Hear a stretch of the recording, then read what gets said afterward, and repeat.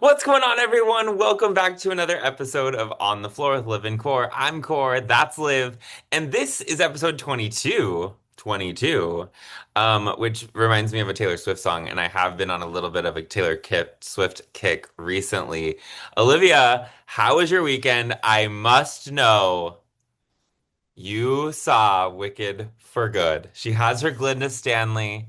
It's all good. And I need you to give us your unfiltered thoughts without any spoilers. So I don't want anyone to turn this episode off. We're not giving you spoilers. Tell Yeah. us. First of all, I've been changed for good. Truly. Same. That Same. movie changed me in many ways. I would also like to note that on Sunday night, I watched the first one. I Oh, went back. My unfiltered thoughts. Number one, Fierro is the man for the people. I've never seen someone more beautiful in my life. even. Oh, I can't say what I was about to say. Correct. Good catch. Um, Perfect, spectacular, no notes. The song Wonderful, dare we say. Wonderful. Wonderful. Dare we say. Hmm. That's a new favorite of mine. Jeff Goldblum is so camp in the best way. I'm simply obsessed with him. Like, he's so funny. And I watched the NBC special the other night, and even there, he's just so funny. Like, he cracks me up. So, big fan. Michelle Yeoh definitely was the piece that didn't fit in everything else, in my opinion. I thought she had a everyone else was just so spectacular, wonderful, grandiose, if you will. And she just wasn't for me. So I'm sorry, Michelle, if for some reason you stumbled upon this, but Madame Morrible is meant to be just like a morrible, horrible character, I suppose. So by that, you can do what you need to do with that. Loved seeing the flying monkeys. I love the flying monkeys. Is it Chissery? Chinnery? Chistery. History. I love history. Big Yes. fan. And then my final note I will say is the the last moment I bawled. Yeah. That's all. Yep. You left out a really significant moment, which was the fact that Olivia went dressed as Dr. Dillamond to the movie. I did. I'll Pic- post it on social. I Yeah, haven't yet. yeah, Pixar, it didn't happen, Liv. Pixar, it didn't happen. I did. It's true. That's a good recap, I will say. I have had a really hard time figuring out what to tell people because we're still in that time frame. We want people to go see the film. I'm actually going to see it again on Wednesday. I'm so Oh, excited. I'm taking my nephews to the movies. It's going to be the best thing ever. look Um, alive.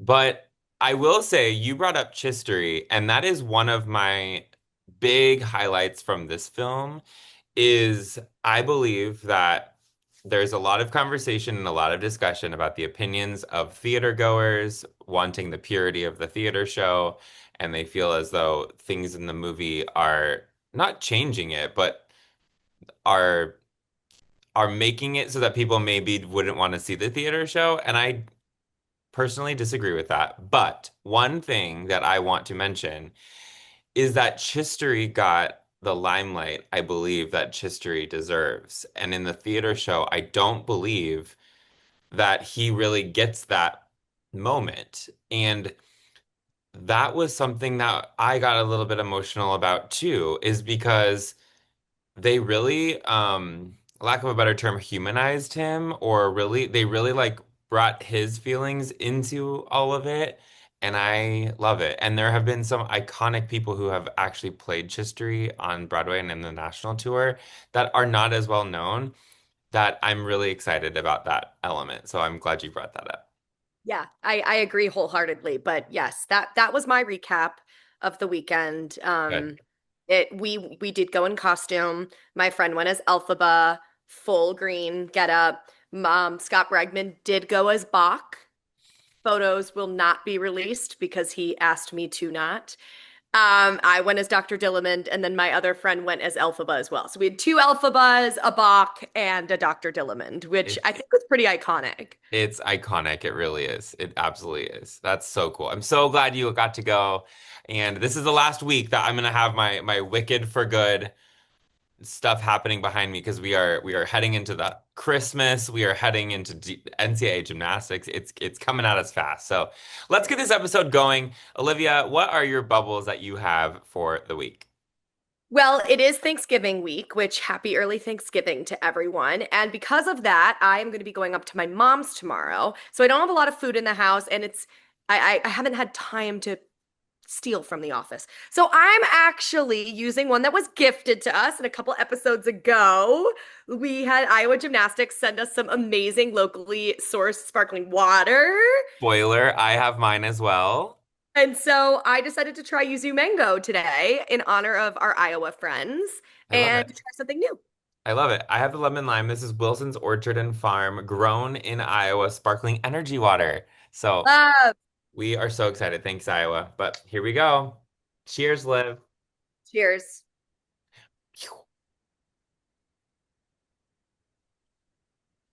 Oh, I like this one. Another great flavor. It's a great one. All right, Liv's lips of the week. What do you got for us? You've been really coming in. And here, wait, before you go, I will say I've been oddly targeted with some of your recommendations on TikTok. I'm not I've shocked. not been influenced that hard, but I digress. You're crushing it. Let's hear it.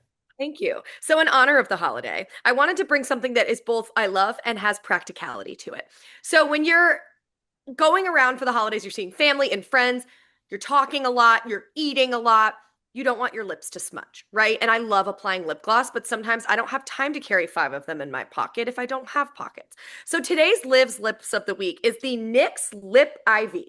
This is a lip gloss that you put on your lips. You put it on for 5 minutes and then you wipe it off and it stains your lips so you don't have to put color on for a long time. So, this is the lip IV. I'm going to put it on and then in 5 minutes I'll wipe it off while we're doing this episode and I will have color for a good couple hours and I won't have to reapply. What?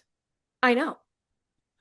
This is insane. I didn't even know something And like this let me be existed. clear, this is $6. So this is not like $100,000 like the Made one that I obsess over that's $32 steep. Six. Yeah, Local drugstore. I was gonna say a good Walgreens purchase, a good on the run. Oh my gosh. And it's a great color. I love the color. This is incredible. Well, that's a great that's a great recommendation, Liv. Thanks for your Liv's Lips of the Week. You're welcome. Do you feel like you have to like keep your lips separated while it stains?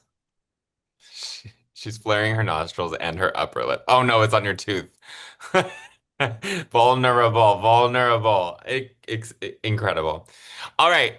Okay, let's get to those news and notes. We have some intra-squad recaps that we wanted to start with today. So, Liv, this weekend I got the exciting honor to be invited to the UW gymnastics intra-squad that they Oh, held fun. in their practice facility. They're also going to be doing a purple and gold kind of meet for fans to come to.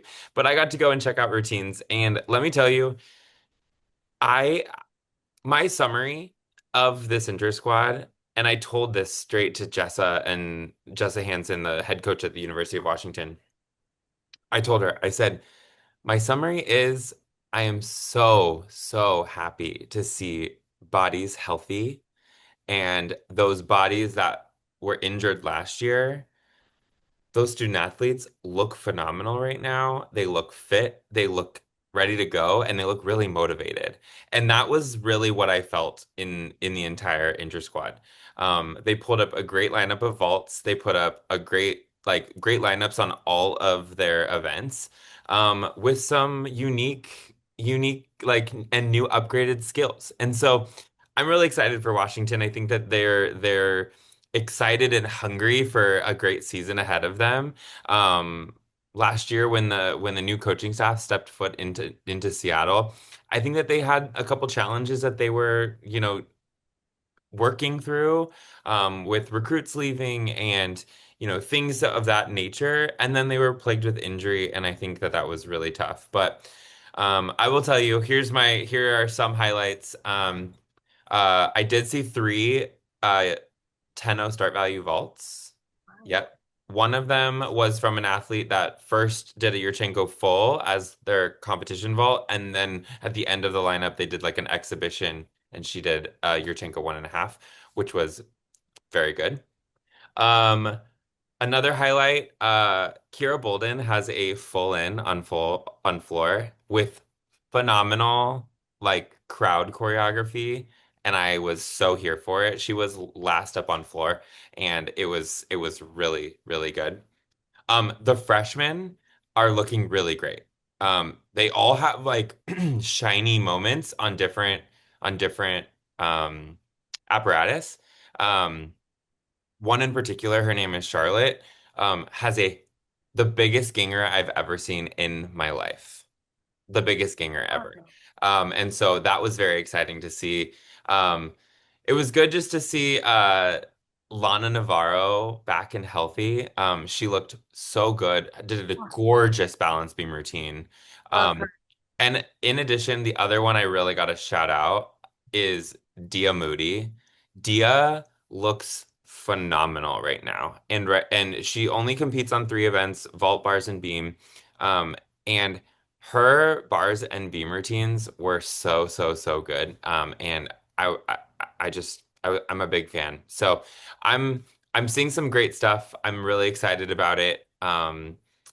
I would say there's a couple freshmen that flew really low on the recruiting radar, and what I saw yesterday, people, I mean, they are great gets for the University of Washington, and they are going to come and perform very well for the Huskies this year. So it'll be really fun.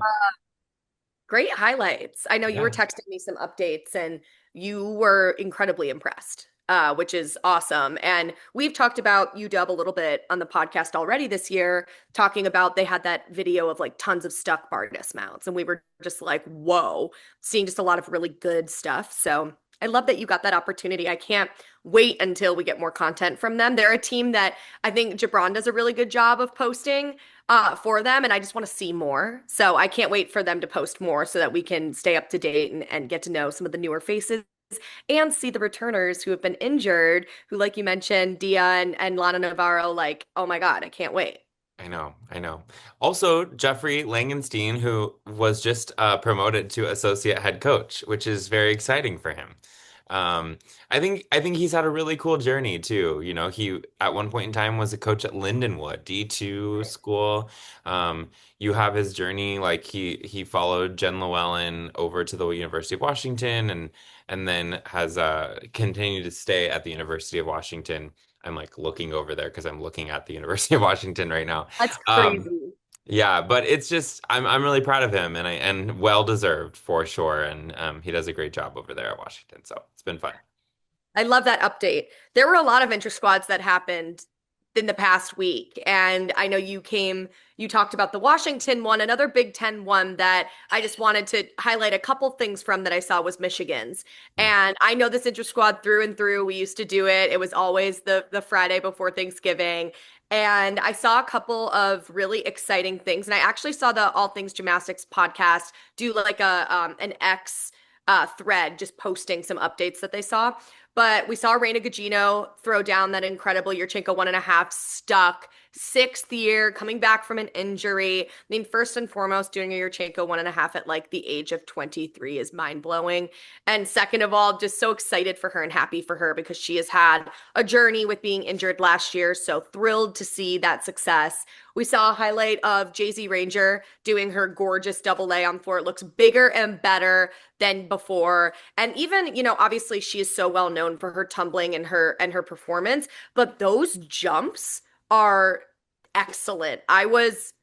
She had great jumps last year, but I think we're starting to see a lot more emphasis on jumps as being like a very key component of these floor routines. And I've seen more of that in preseason training. And so that did not go unnoticed in that. And I saw a couple other highlights. I didn't see too many, if I'm being totally honest. Those were kind of the two big ones I saw, but it was very cool to see in the background of some videos like Miley in this head coaching position and standing in different places. And she's not changing what she does as a coach. She looked exactly like the ways she was coaching was very much in line with how she had been before. But it was very cool knowing she is the head coach and doing those things. So I'm really excited for her and for that program. And it was great to see some highlights. That's cool. That's cool.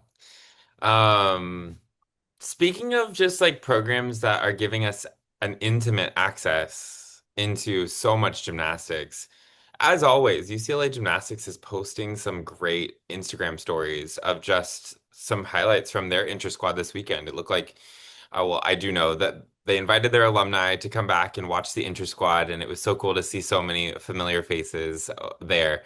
But some highlights I just want to shout down. I know we talk about UCLA quite a lot, but they're giving us access. They're giving us intimate access into what they're doing.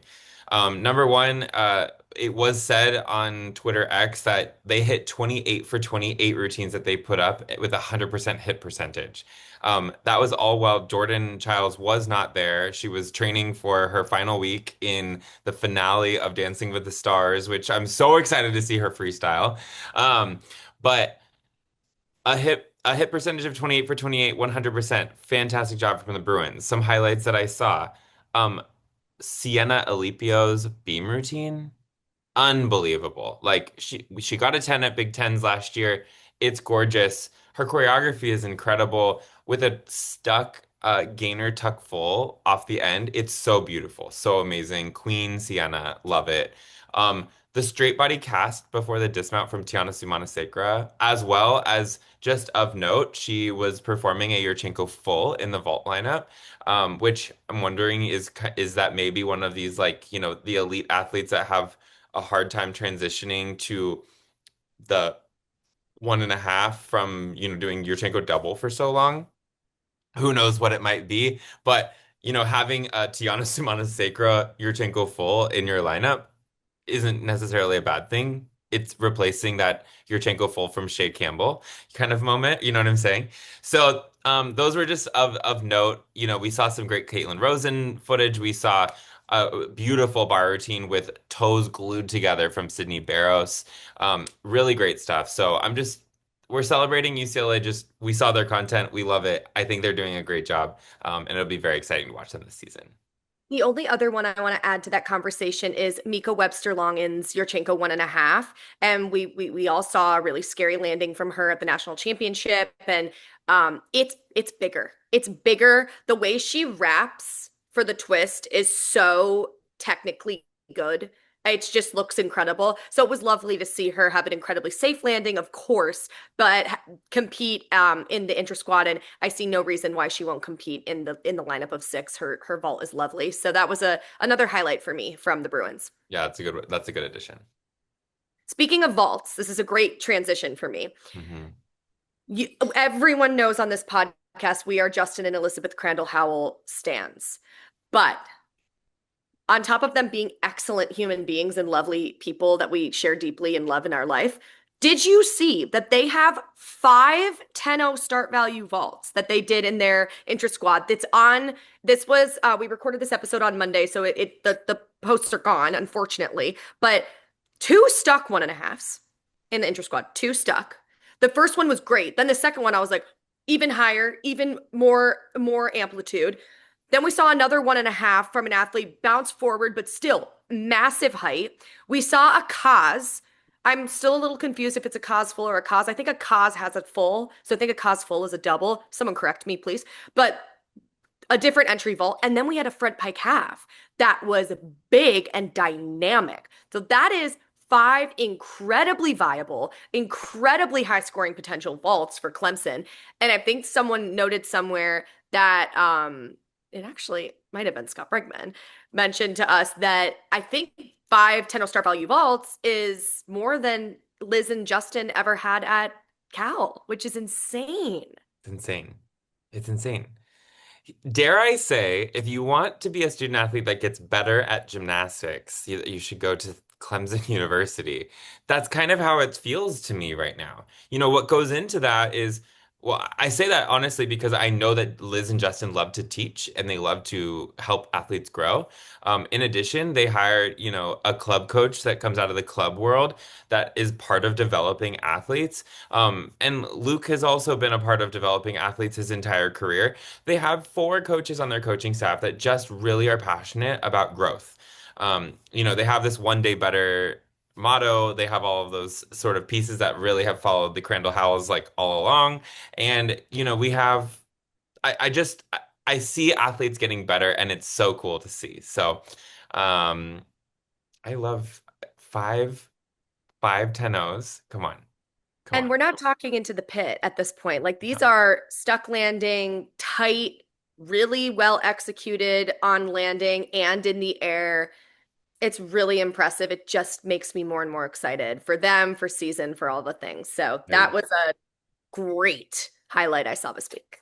I couldn't agree more.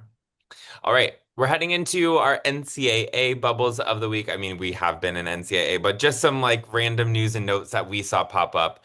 Before we get started on that, I did want to clarify one thing from last week's episode. I appreciate one of our viewers correcting us on this because honestly, it happened so fast. I didn't even didn't even realize, and now I'm even more amazed. You guys, last week in the episode, we talked about Trinity Thomas, that little, vintage old video that popped up of an iconic floor pass. I said that it was a 1.5 through to a floaty double layout. You guys, that wasn't a 1.5. That was a 2.5 through to a floaty double layout. You guys, 2.5 is someone's pass. But no, we're doing a 2.5 out of like one step. And then going through to a floaty double layout, I don't even. This is crazy. So I just wanted to correct. That was even more amazing than I established on the pod. So And honestly, you know what, Corey? I'm gonna go out of order and you're gonna be mad at me about it because I'm looking at our agenda here. But that reaction I just had is the same reaction I had to Reese Esponda's new pass. The whip full twisting double layout. I just, I I just, I was watching it and I had to watch it like 4 times because obviously, like I was reading the caption and it said whip. I saw that with my own eyes, but I couldn't connect the fact that she did a whip into a full twisting double layout. I like. We're erring on the side of like, remember when we were calling Caitlin Ohashi's routine the Bluetooth routine, like the hands Yes. free, right? The Caitlin Ohashi, there was a Sam Peshek Bluetooth routine that was like Sam Peshek was the original, you know? But like, we don't need to put our hands down in a back handspring. Why back handspring when you could whip? It just and also like I did whips growing up. My coach Irina we loved training whips.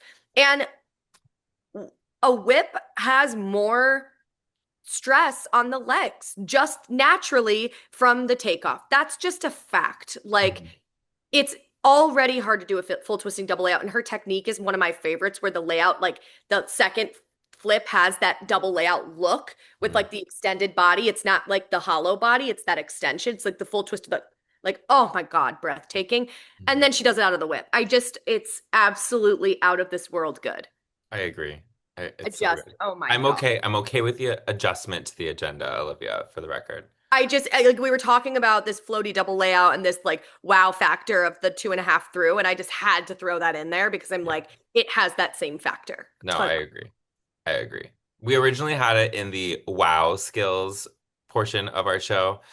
So it is a wow skill, and Trinity's was a part of our wow skills last week. So insane. a good addition. Um, okay, so some bubbles. You guys, Chenge Bakshkai is back. She is back.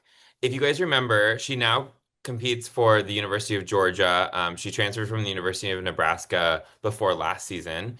And she got hurt right before regionals. And she was not able to compete at regionals, which was devastating. And obviously Georgia didn't make it to day two of region or day three technically of regionals to the regional finals. But we did get to see a clip of her first bar routine back after tearing her UCL 7 months ago. And it was gorgeous. It was gorgeous. It was a beautiful Pac Van Leeuwen blindfold double tuck routine. We love those combination bar dismounts. And it's just great to see her back up there swinging bars. So congratulations, Chenge. We're very excited for you. We cannot wait to see that addition on the Georgia lineup. I miss her in the Big Ten, but I'm so happy for her and happy that she's coming back and hopefully has an amazing season. But on the topic of bars, there's been some circulation happening on the interwebs. There was a clip of Missouri gymnastics Dakota Essen Price, and she did the over the low bar mount. For her bar routine. And a lot of people were saying real mounts are here and they're back and whatever. And I know Audrey Davis did an over the bar mount and she made it look effortless, but it brought up a lot of discussion of like, where did mounts go? Pretty much like we're doing under the bar, jump to the high bar, like all that jazz. Yeah. And it started reminding me of when I was in college and watching my teammates learn that mount because Scott Sherman loves that mount. And if you did like Nat did it with her Delchev, if you did a Jaeger routine, you always, like, you learned that mount. And Hmm. there were days when we would stack mats up and people would throw themselves over the low bar trying to do it. And it became this like whole thing. Like everyone who did that routine had that mount. That was a requirement with him. Hmm. It always was. Then people started falling and getting hurt and making mistakes. And they stopped doing that mount. And people would go under the bar to just to mount normally and whatever without the over the bar. And while I agree it is so lovely, gorgeous, the amplitude's incredible, I saw a lot of crazy falls from that mount. So I see both sides. I love that mount so much. I'm also like, Hmm. whatever. But then my little like side note of that is when they were all learning that, I did a Maloney Bale double A routine. I know, don't come at me. And I was really jealous that they all got to board mount. So I asked Scott if I could board mount like to the low bar. And so for a whole day, he entertained my craziness and he made them set the board up for me to board mount to a kip handstand before go The on. man, on behalf of managers everywhere, we hate you. Well, that was back in the day. We didn't have like we had managers, but they didn't help move mats. So it Oh, was like Lexi and Emma moving it for me. And they were like, seriously, Liv. Because everyone got a break when I went. There was no Maloney mats. There are, excuse me, there was no Ray like or Jaeger mats. Like I had the dream routine for no extra emphasis and oomph, but I wanted to participate. did you compete a low bar board mount? I would have laughed the whole time. It's so funny. It's so funny because you know who does do low bar board mounts? Like 3 foot tall level threes who need to jump to the low bar. But I no, want to participate. yeah, she really was feeling nostalgic, and that's so iconic.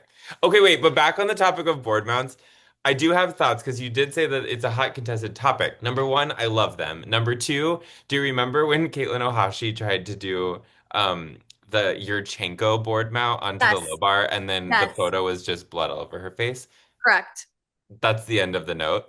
Number three, um, this is something that I actually have talked to Jess O'Byrne about from Gymcastic, is that this mount we oftentimes don't see from club gymnasts until they get to college. And a Right. lot of it has to do with not having enough space in club gyms to actually set up enough space to run towards the low bar. Totally. Um, and so it's funny. I talked to Jess about it because she was like, every gym should have enough room to like do full board mounts on bars and beam, and I couldn't agree more. I think we need that space, and God forbid you have a couple extra feet of mats that, we could exist on. But that reminded me is like a lot of these college coaches are teaching this low bar over the bar mount once these athletes get to college. And in the spirit of us talking about, athletes getting better when they get to school, you know, this is an example of that. Dakota Essen Price is a transfer from the University of Arkansas. And, she didn't do a lot of like she trained bars at Arkansas, but she wasn't in the competitive lineup on bars.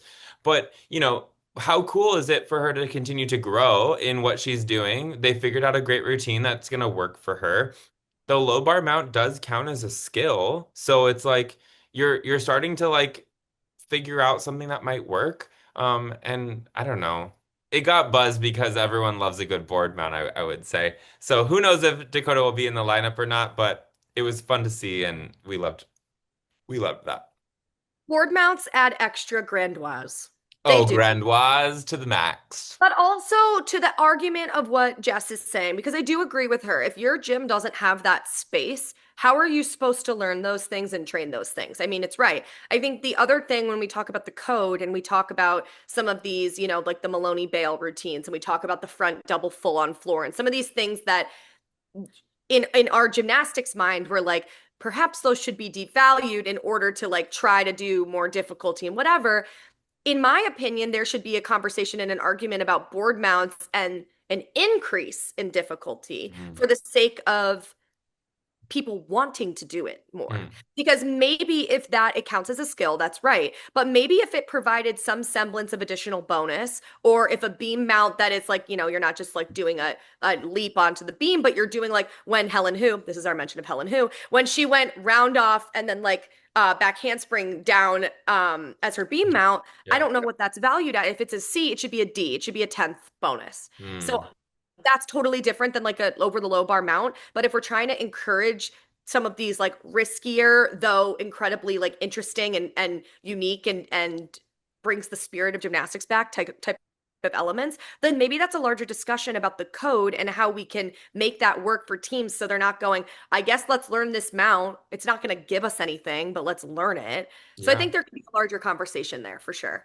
Yeah, that's really interesting. I mean, I think my gut says like beam mounts from a board that include acro. I'm all about that, you know. Right. I think that when we get into the world of like a switch leap onto the beam mount, Exactly. although I think you have to be incredibly square, and I watch the elites at Pacific Rain train these board mounts that, Simone Rose does like switch onto the beam. Like it, I see them and it's not easy, Right. but I think that maybe board mounts that include acro, like we can talk about that being Or a something board that, mount in connection, like the Simone Rose conversation you just did. If you go switch leap board mount right into a switch leap straddle jump, maybe you get an additional 10th than you Mhm. might have had you not. I don't know. We could get creative with it, but I think that could be an interesting element to discuss from like a sport creativity difficulty growth moment. Yeah. Well, it's interesting too because this is a year where the college coaches will get together as the Women's Collegiate Gymnastics Association, the WCGA, will get together to discuss changing things in the college code of points. Right. So these are the sort of things that are kind of at bay, right? In terms of let's discuss what could elevate, could improve, yeah, it's cool. I like it. I like it, Liv. I like it. Um, okay, did you see Jamison Sears stick her 1.5 on vault in the Alabama inter-squad? She is such a firecracker, and I love watching her do gymnastics because it is so the way she tumbles and she vaults and everything is just has an effortlessness to it. And so Yeah. I love seeing that from her. That kind of goes back to what we talked about earlier with, Clemson vaults and everything. Like her vault looks so good. And I hope she gets to compete. I know she was battling injuries last year, and so I really hope we get to see her compete and nail that 1.5 in front of a packed Coleman Coliseum. I mean, that would be awesome. So good. It would be so good. And I did also see some discussion about like why Alabama was in leotards in Coleman Coliseum. Like, was this like a legitimate inter-squad? I actually don't know the answer to that, but at this point in the season, we start to like watch teams rack up experience, right? Like they try to put student athletes into a scene, into a setting where they're going to be experiencing that once the college season begins. So from what I could see, it looked as though it was just an inter squad where they set up their gymnastics equipment in Coleman Coliseum. They threw on the long sleeve leotards and they gave the student athletes an opportunity to go out there and shine. And so not, I'm sure there was like some selected people who were able to come and witness it and watch it. But I believe that that was just about experience. It wasn't an official event that was happening in that way. And that's So such a gift to be able to have that opportunity to yeah. use your competition space early on. I mean, it's not even December yet, to have that opportunity and understand your surroundings and understand what it might look like a little differently and feel the equipment because the equipment is not the exact same as what you're having in the gym. It's different equipment, it's not used as much. And so I think any opportunity you can, if your facilities allow for you to be able to do that and there's availability, I think you absolutely should. Heck yeah, heck yeah. I mean, it's cool because especially with a school like Alabama who has a basketball team, a men's and a women's basketball team, you're battling time to put the equipment down on the floor. It's phenomenal that they were able to get that chance. Okay, some news from actually this morning, and this morning we are recording is Monday morning ahead of Thanksgiving. It was just posted that the University of Florida has a new commitment. They have committed three-time Euro bronze medalist and French Olympian from the 2024 Paris Olympic Games. Her name is Ming Gerardi Van Eycken, I'm gonna say, is what I'm gonna go with. Um, and you know what? We did a quick Wikipedia search, reliability questionable, but we're gonna go with it. Um, she had a great junior career. In 2024 alone, she was selected to go represent France at Jeslo, where she won gold on vault in at Jeslo.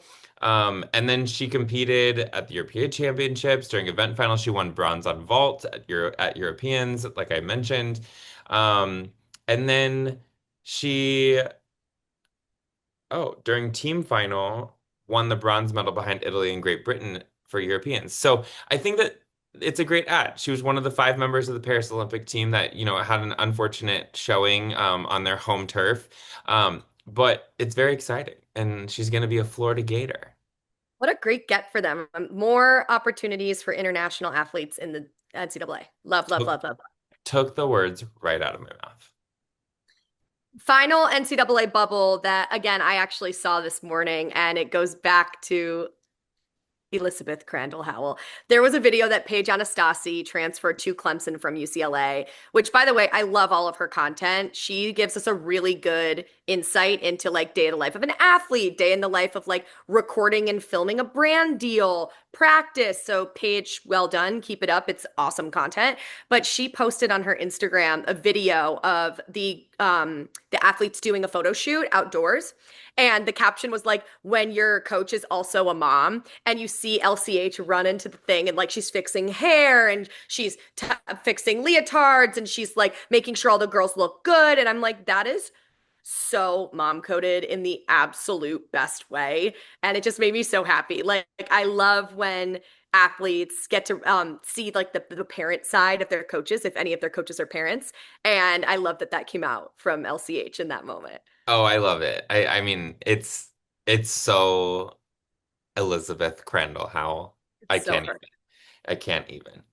Um, so good. It's so, so, so good. All right. Pop culture.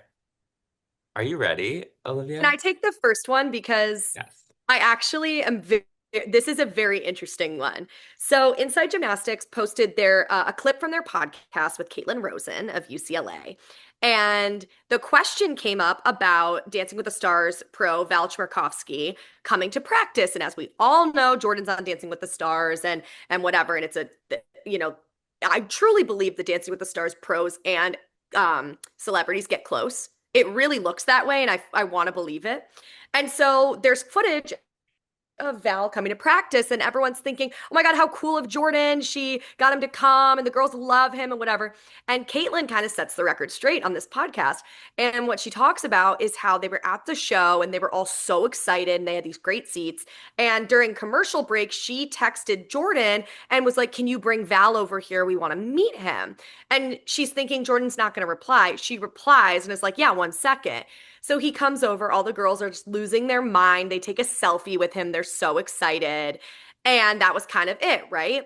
So then I guess a couple days later or something, Tiana Sumanasekra messages him on Instagram, shoots her shot. She's like, it was so nice to meet you, whatever. You should come to one of our practices. He replies and is like, I'd love to. I live like 5 minutes from campus. I'll be there tomorrow. And he shows up to practice and like joins the girls and he's like teaching Tiana how to do the whisk and whatever. And he ends it with like a college salute. And the content of him being there is so incredible. But the fact that it actually was because of Tiana who reached out to him and was just kind of like, hey, we want to have you. First of all, kudos to her. That's awesome. Second of all, it shows that even without the celebrity status of like what Jordan's experiencing on Dancing with the Stars, women's gymnasts are incredibly influential and people respond and see what happens when they reach out. So it made me really proud for the sport at large that a student athlete, yes, Tiana is not someone that nobody knows. She has an illustrious career. She's incredibly successful. She's going to be an absolute stud for UCLA. But the fact that it was her who reached out and made this connection and invited him and he was so willing to do it, that is just gold content and so awesome and just kudos to her. But what a great crossover, and I have no doubt in my mind that that means that he'll probably go to a UCLA meet and say hi to all of them, not just Jordan, and that's really cool. Oh, I have a feeling that we're going to see a lot of the Dancing with the Stars pros making their way Yes. through Poly Pavilion this season, which is so, so, so fun. Yes. I'm excited for that. I know that they're going on their Dancing with the Stars live tour, and that's going to make it a little bit tricky, but I think it's so cool. But yes, I love that note. Our next note, on a sad note, is our dearly beloved Maya Lizan officially posted her retirement post. And it hit me like a ton of bricks because I I we did an episode with Maya Lizan ahead of the national championship last season, and she's just the real deal. She's an incredible human being. She's so great for our sport. She's great for vibes, culture, um, skill development. I mean, her freaking double twist lives rent free in my mind from on her beam dismount, right? Like things of this nature. But she's just such a great ambassador for our sport. And so it was not my favorite thing to see that the grips were being hung up. But I will tell you that some behind the scenes on why this post lasted as long as it did is that there was some chatter that was going on in the NCAA about the potential of gifting an extra year of eligibility for the fifth year of eligibility for student athletes across all of the NCAA. And so Maya was crossing her fingers that that legislation was going to come through so that she could be able to do gymnastics for one more year. And it didn't unfold, which is why she, in her words, the grips were hung up. But man, uh, I just hope that we see Maya either like do some like unbelievable thing as a human being in the world, or we get to hold on to her as a sliver in the sport of gymnastics in whatever capacity it might be. I see her honestly kind of in the same way of like what Emma Spence is doing for Team Canada or like what Ivana Hong did for the United States, like in this athlete ambassador role of like really coming alongside of athletes and helping to be a voice for them because that's I don't know that I've never shared that with anyone, but that's kind of the vibe of like who I see in her, and I would love to see Maya stick around. So I hope we get that. Final pop culture note, which is very pop and it's very culture, is Simone Biles went on TikTok recently and did a whole like answering questions. Here's like things about me you might not know. Everything from that she was committed to UCLA. She talks about a bunch of different things that people might not know about her. One of which is her confirming that she did have a breast augmentation. Now, as a woman with very large breasts, anything pertaining to someone wanting to, larger breasts or someone wanting smaller breasts, I feel connected to because I understand my own internal struggle with my chest and how it makes me feel and how difficult it is to do certain things, whatever, whatever. And so I know there was a lot of speculation, especially around she would posted some photos from a vacation. Everyone was like, whoa, like came out of left field.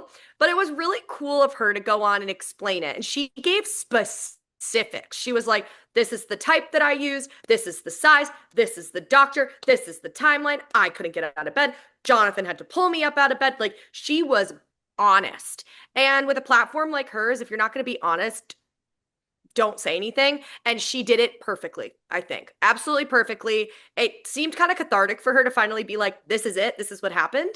But I commend her for doing that and sharing those details and being, I bet a lot of people who might be thinking about doing the same thing, it might have given them a little push to maybe do it if they wanted to, or if someone was, thinking about after having kids, maybe wanting to like bring your body back to the way it might have been before. Like that, I think it's really nice to hear from a celebrity when it's not kind of like, yeah, I did it. And it's like, this is what happened. This is why I wanted to. It was something I wanted to do. This is exactly what the specifics and the outline was. And that's it. And I'm really happy. And that's all that matters. That was great. That's exactly how I feel. I just think that she was being so real. Like she saw, obviously, she saw the noise, she saw the chatter, and I mean, if there wa we knew that she saw the chatter the day that she posted that photo and then tagged her surgeon only Yeah. in the photo, right? But there's got to be some level of like ability to process how others like you're in a fishbowl when you're a celebrity, but you have to be able to process how others are looking at your life and seeing your decisions. And she was like, "These are the decisions that I made, and like, I like them. They look great. I feel good." And I'm like, "You go, girl. You go, girl." But we had to include this in the pop culture today because it does feel like it feels more pop culture than many of our other pop culture bubbles have ever been. It's true. It She was is true. also at the Bears game this past weekend with, obviously because Jonathan plays for the Bears, and it was celebrating girls and women's in sports like empowerment. And so she was down on the field, and she had a really like one of the shirts. A bunch of these women were down on the field, and that was super awesome too. So I loved that she was there, and obviously there to support her husband, but also there to support, of course, something that has made her into what she is, which is That's an so amazing woman in sport. that's so cool. I love Yeah. that. I love that. All right, we have two more bubbles. I have one that I am going to add here at the end, but Olivia, this is our wow skills section. So will you talk about Estella? I will talk about Estella. So I saw this content posted on Instagram, and it is Ireland's Estella. How do I pronounce her last name? Volkov? Estella Volkov, I think that, yeah. And she's doing a round off Arabian on the beam. So we were talking about the Svetlana Horkina stuff last week and how that amazing she would do that like gainer full and gainer into the layout full. This is equally as impressive to me. A round off Arabian on 4 inches. Excuse me. That is, I think she's also like 14 years old. Like, oh, awareness, raw talent. The height is great. The landing position is excellent. Like, oh my God. So So good. good. It's so good. I mean, it is absolutely the epitome of wow skills. 100%. Yeah. It's amazing. Okay, but the last one that I want to talk about is not just WoW skills, but WoW performance. Is an on the rise junior competitor who recently took gold with the team for Team France, and she got silver in the all around at the Junior World Championships down in Manila, Philippines. I'm talking about Elena Colas from France. You guys need to go and Google all of her routines. Um, when we get to see a 15-year-old who's already putting up 14s on multiple events, um, but also doing incredibly flawless and gorgeous gymnastics, it's very exciting. It's very, very exciting.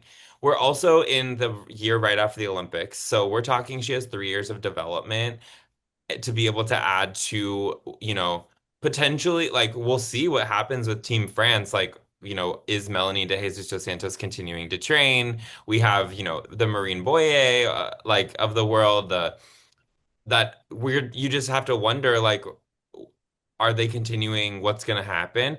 But to see this crop of amazing athletes come up, you have to do it.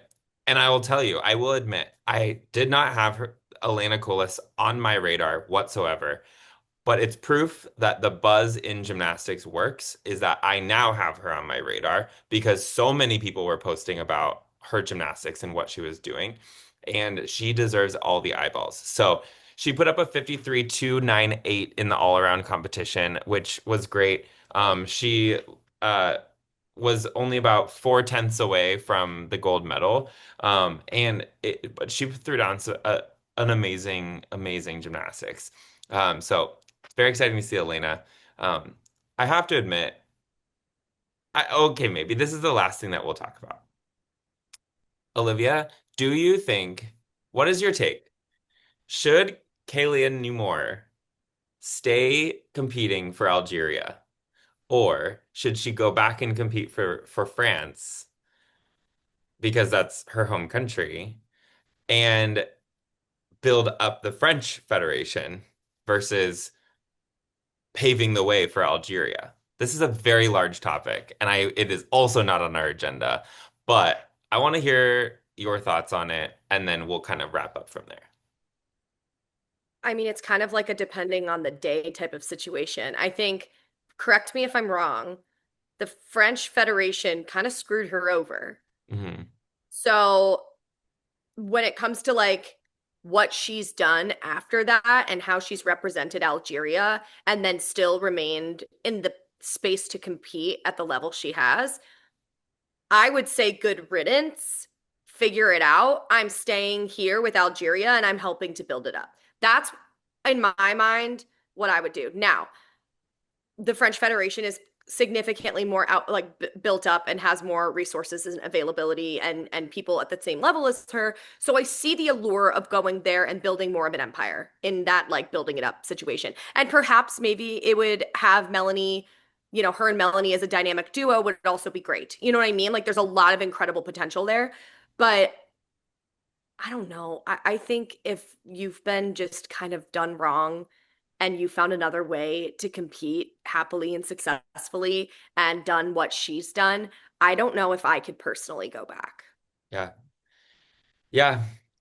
I have to s- I have to say, as much as it's exciting to see like an Elena Colas come up and then the concept of like putting two incredible bar workers like together, one country, one team. I love team sports. Like that's kind of my thing.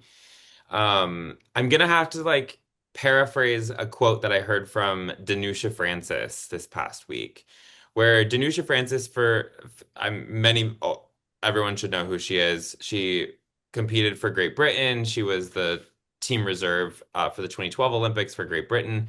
Changed her citizenship to Jamaican because her father is Jamaican, and then also competed at UCLA. But she changed her citizenship to Jamaican and then was the first Jamaican gymnast to be able to compete at the World Championships. And she was there in the exact same time as Tony Ann Williams, who was a phenomenal gymnast at Cal. Um, and her quote recently, now that she's working more directly with like in an athlete ambassador sort of type role with British gymnastics, is she said that she sees a lot of noise about people shaming athletes that go and represent smaller countries when they don't actually live in those countries. And how, like, is that a good thing for sport or is it a bad thing for sport? Like, kind of, it was kind of a push on this concept of like all these Americans going to compete for other countries and getting more opportunities. And is it taking away from athletes that actually live in those places? And she put it very well, and I'm not going to do it justice, and I think everyone should go and look it up. But what she essentially said was that when an athlete goes to compete for a country that doesn't have a full team delegation, doesn't have athletes at that caliber, what we have seen over and over again is that one athlete performing for that country starts to rise the tide of the competitive nature of the other athletes in that country. So, kind of where I'm translating that is Danusha and Tony Ann went to Jamaica and there was not an elite presence in Jamaica. Then we just saw at the World Championships, we saw two athletes representing Jamaica at Worlds. It's continuing, it's sustaining, it's growing. And I don't know. I honestly will text Danusha after this to ask her, but I'm I bet you that there was another crop of athletes that they could have that were also trying to qualify for Worlds, which was not happening at the time when Danusha and Tony Ann started. So to compare this to Kalia, I'm gonna say I don't think she should go back to France because I think that what she's doing is all of this concept of African gymnastics, right? We have the Rosenkrantz from South Africa, who's like putting South Africa on the map, and that's so exciting. But this concept of gymnastics happening in Algeria and a phenomenal athlete representing a country that we haven't seen a crop of gymnasts from before, I have to imagine that what it's doing is it's supporting and bolstering more gymnastics happening in that country. And I have to support it and I have to be excited about it because I think it's really good. I'm right there with you. And I'm curious what other people think. So please comment, tell us, DM. Very interested in what other people think, but I think you hit the nail on the head, Danusha, and you hit the nail on the head. And I think that's right. Totally. Yeah. Yeah. I I understand with these countries like the United States, Great Britain, Canada, you know, it's hard to make these teams. It's Yeah. so difficult. We also love to see intense, crazy competition where the best gymnast has to show up on the day of the competition in order to win the medal. Yeah. Like, I don't I don't know how anyone could possibly desire for us to just, have the field of play be something that is just not as competitive. Like, no, let's just put five Americans and like leave all the rest of them at home. But if Emma and Aaliyah and others that are competing for other countries, like Kaya. Yeah. Kaya, yes, exact. Kaya Tanskanen, right? Like if we have all of these other people that can compete from other countries, but like let's just leave them at home and not give them a chance to compete. Even what you're doing is you're leaving the best athletes in the world at home at the World Championships, where you're supposed to be seeing the best in the world compete.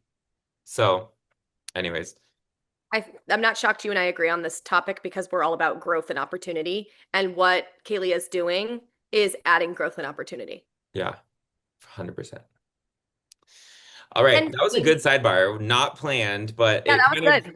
it was kind of good because in our last episode we had a unfiltered, candid conversation about, broadcasting and how we need to get more exposure on the sport of gymnastics through streaming platforms and things of that sort. This week, I liked this topic. It was interesting. It was really good. So comment what you think about this particular topic. We'd love to hear what you say. We see your tweets, we see your comments, we see your YouTube comments, Spotify comments, so keep them coming. But yeah, this is really good. So Olivia, I hope you have a wonderful Thanksgiving, and please say hi to Mother Ellen for me. You too. Please say hi to Mother Donna. Say Oh hi to yeah, your whole family. I love them. I'm so grateful for you and this podcast and gymnastics. And I'm also grateful for the University of Michigan, who, by the way, could beat Ohio State this weekend for the fifth time in a row. So I will be in Ann Arbor for the game. It's going to be 20 degrees. So I'm buying long underwear on Amazon. oh my gosh. Make Yeah. sure you have those hot hands. Yeah, I know.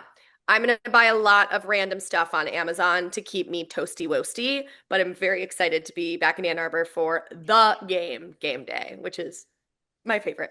I love it. I love it. One thing I'm a little bit upset about that we didn't work into this podcast is the term clock tick. So I almost said I it. know I I had it in almost my mind did. to incorporate. So this is our commitment to start to use that phrase a little bit more. And if you don't know what I'm talking about, go see Wicked for Good and you'll know. Seeing in a clock tick. See you. Not really. And on that note, we will see you all in a clock tick. Just a little clock tick when we come back with another episode next week. Every Wednesday, 11 a.m., post a new episode for you. And we are inching and closer to NCAA season. It'll be here in just a clock tick. You know what I'm saying?